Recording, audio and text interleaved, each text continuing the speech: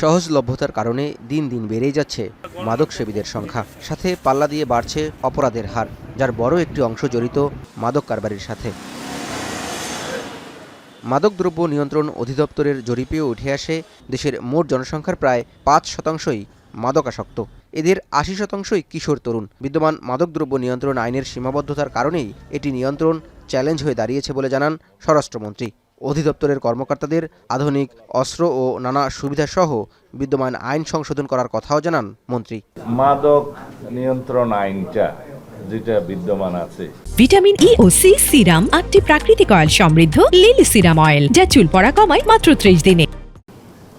এই আইন দিয়ে মাদকের বিরুদ্ধে ফাইট করা যাচ্ছে না। বিদ্যমান আইনেই সংশোধন, মাদকদ্রব্য নিয়ন্ত্রণ আইন সংশোধন হবে, আপডেট করা হবে। সচিবালয়ে মাদকদ্রব্যের অপব্যবহার ও পাচার বিরোধী দিবসকে সামনে রেখে এটি নিয়ন্ত্রণে দ্রুত ও সুষ্ঠু বিচারের লক্ষ্যে আলাদা ট্রাইব্যুনাল গঠনের কথাও জানান স্বরাষ্ট্রমন্ত্রী। মাদক দ্রব্যের জন্য আলাদা ট্রাইব্যুনাল সৃজনের প্রস্তাব দিয়েছি, পাশাপাশি এখতিয়ার সম্পন্ন আদালতও থাকবে। আর মাদক ব্যবসায়ীদেরকে ধরার পরে থানায় সুপর্দ করার আগে, এফআইআর করার আগে মধ্যবর্তী একটা সময়ে রাখতে হয়। সেই রাখার জন্য আমাদের কোনো হাজতখানা নাই। আমরা মাদকদ্রব্য নিয়ন্ত্রণ অধিদপ্তর কোনো রেগুলার থানা না, হাজতখানার ব্যবস্থা রাখা। সরকার ঢাকা সহ 3টি বিভাগীয় শহরে মাদকাসক্ত নিরাময় কেন্দ্রের সংখ্যা বাড়ানোর সিদ্ধান্ত নিয়েছে বলেও জানান স্বরাষ্ট্রমন্ত্রী। বর্তমান সরকার মাদকাসক্তির চিকিৎসা সেবাকে উন্নত এবং সহজলভ্য করার জন্য কাজ করছে।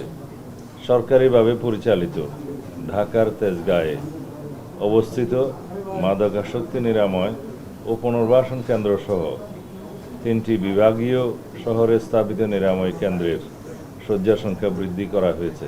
মাদক নিয়ন্ত্রণে 73টি নিরাময় কেন্দ্রকে 1,10,00,000 টাকা অনুদান দেয় স্বরাষ্ট্র মন্ত্রণালয়।